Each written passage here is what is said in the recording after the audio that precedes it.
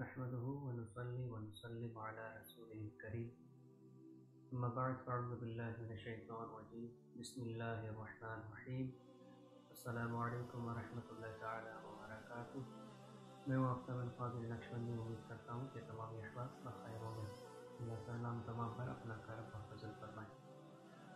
آج میں آپ کے سامنے رجعت کے حوالے سے حاضر ہوا ہوں کہ کافی لوگ رجعت کے متعلق پریشان ہو جاتے ہیں، بالخصوص عاملین حضرات جو روحانی عملیات کی دنیا میں کام کرتے ہیں۔ ان پر ایک ایسا وقت آ جاتا ہے کہ اس میں ان کے اعمال چلنا بند ہو جاتے ہیں اور ان پر ایک ایسی نحوست طاری ہو جاتی ہے کہ جس کی وجہ سے وہ اپنے اعمال معمولات نہیں کر پاتے۔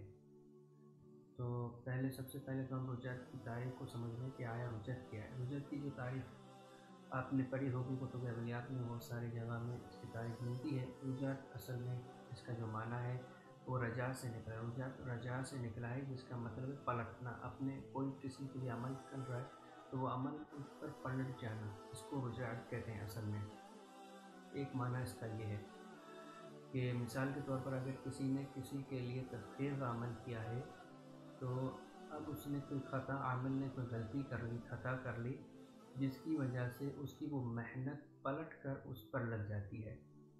یعنی کہ وہ کسی کے لیے وہ تسخیر کا عمل کر رہا ہے تو اس پر جو وہ اثرات جائیں گے، یعنی کہ کسی کے اگر مسخر کرے گا تو اس کے دل میں اس کی محبت پہلے پیدا ہوگی، اس کے لیے اس کا رجحان بڑھے گا، تو اب یہ تمام معاملات پلٹ کر عامل کے قلب میں جا کر لگے گی، عامل پر سارا اثر ہوگا۔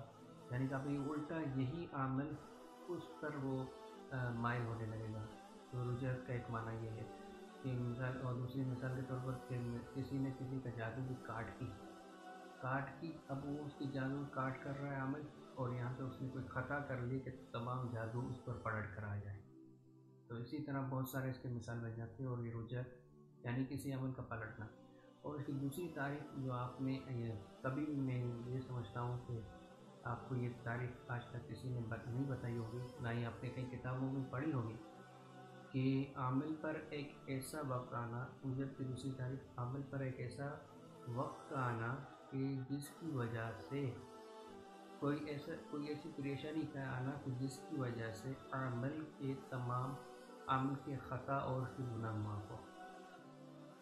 یہ ہے تعریف، یعنی کہ عامل پر ایک ایسی پریشانی کا آنا کہ جس کی وجہ سے عامل کے خطا معاف ہو، گناہ معاف ہو۔ یہ تعریف آپ نے کہیں نہیں پڑھی ہوگی، نہ ہی کسی سے سنا ہوگا کہ عامل پر ایک ایسی پریشانی کا آنا جس کی وجہ سے اس کے خطا اور گناہ معاف ہو۔ اب اس کی یہ تعریف اس طرح کیوں کی گئی ہے؟ تو دیکھیں، انسان کے درجات کو بلند ہونے کے لیے اس پر ایک ایسا وقت آ جاتا ہے کہ جس کی وجہ سے پھر وہ ان معاملات میں اس کو پڑھنا پڑتا ہے۔ اہل طریقت اس معاملے کو بخوبی جانتے ہیں۔ تو عامل انسان سے کوئی ایسی خطا ہو جاتی ہے تو اس پر ایک ایسا وقت لایا جاتا ہے تاکہ وہ اس وقت سے گزرے تو اس کے وہ خطا معاف ہو سکے۔ تو ایک یہ بھی تعریف اس کی بنتی ہے جو آپ نے، میں تو یہ سمجھتا ہوں کہ نہ کہیں پڑھی ہوگی، نہ کہیں کسی سے سنا ہوگا۔ بہرحال اللہ تعالیٰ ہم سب کو علم عطا فرمائے، علم نافع عطا فرمائے۔ تو رجعت کا علاج کس طرح کریں؟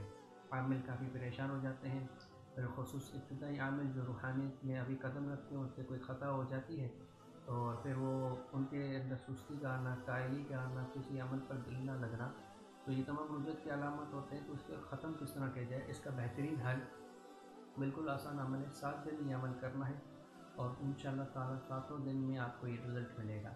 عمل کیا کرنا ہے کہ سب سے پہلے آپ صدقہ دیں گے، یعنی جو عامل ہے جس پر رجعت آ چکی ہے تو وہ صدقہ دے گا رجعت کے ختم کے لیے۔ بہتر تو یہ 1.25 کلو پاؤ گوشت کا صدقہ دے، نہیں تو چینی کا صدقہ دے، حسب توفیق جو استطاعت ہے اس کے مطابق وہ صدقہ دے۔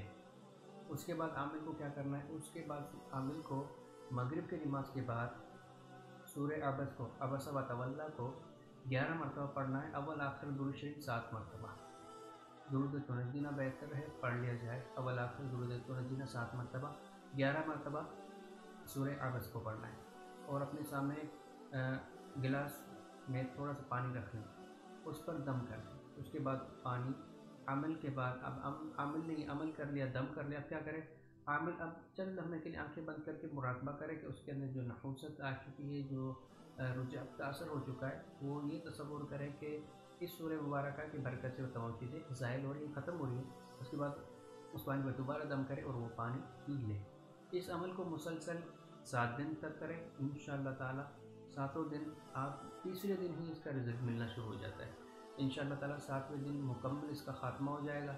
پھر اس کے بعد آپ کو کیا کرنا ہے، 7ویں دن کے بعد پھر عامل ہمیشہ کے لیے اپنے معمول میں سورہ عبس کو رکھ لیں۔ مغرب کی نماز کے بعد اب پانی میں دم کرنے پینے کی ضرورت نہیں ہے، اگر کوئی پی لے گا تو اس میں حرج نہیں ہے، بلکہ پی لینا چاہیے، بہتر ہے، تاکہ وہ جو عامل علاج و معالجہ کرتا رہتا ہے تو کسی کی کاٹ کرتا ہے تو اس کے اثرات بھی پلٹتے ہیں، تو اس کو وہ عمل کرتا رہے گا تو اس کی سورہ مبارکہ کی برکت سے انشاءاللہ تعالیٰ تمام چیزیں دور ہوتی رہیں گی۔ تو 7 دن یہ عمل کرنا ہے، سورہ عبس کو پڑھنا ہے 11 مرتبہ، درود تنجینہ کا 7 مرتبہ اول آخر، اور پانی دم کر کے پی لینا۔ 7 دن تک عمل مسلسل کریں تو انشاءاللہ تعالیٰ عامل کے اندر جو نحوست آ چکی ہے، چاہے وہ نحوست سیارغان کی ہو یا کسی بھی طرح کی نحوست ہو، کسی بھی طرح کی رجحان ہو، تو انشاءاللہ تعالیٰ اس عمل کرنے کے بعد وہ تمام چیزیں دور ہو جائیں گی۔ انشاءاللہ تعالیٰ عامل اپنے معمولات کی طرف پھر سے واپس آ جائے گا اور انشاءاللہ تعالیٰ بہترین انداز سے کام کرے گا۔ تو اس دوران رجت کے دوران صدقات بھی دینا لازم ہے، تاکہ کیونکہ صدقہ تو رد البلا حدیث مبارکہ ہے، صدقہ بلاؤں کو ٹالتی ہے، تو صدقہ بھی دیا کرے عامل، اور اپنا خاص حصار کا اہتمام کیا کرے، اور کثرت ذکر و اذکار درود پاک کی کثرت کرے تاکہ وہ شیطانی چال بازوں سے بچ سکے۔ امید کرتا ہوں کہ آپ کو یہ کلپ ہمارا اچھا لگا ہوگا۔ آخر میں یہ کہا ہوگا کہ ہمارے چینل کو لازمی سبسکرائب کریں، بیل کے آئیکن میں کلک کر دیں۔ انشاءاللہ پھر ایک نئی ویڈیو کے ساتھ حاضر ہوں گا، تب تک کے لیے السلام علیکم۔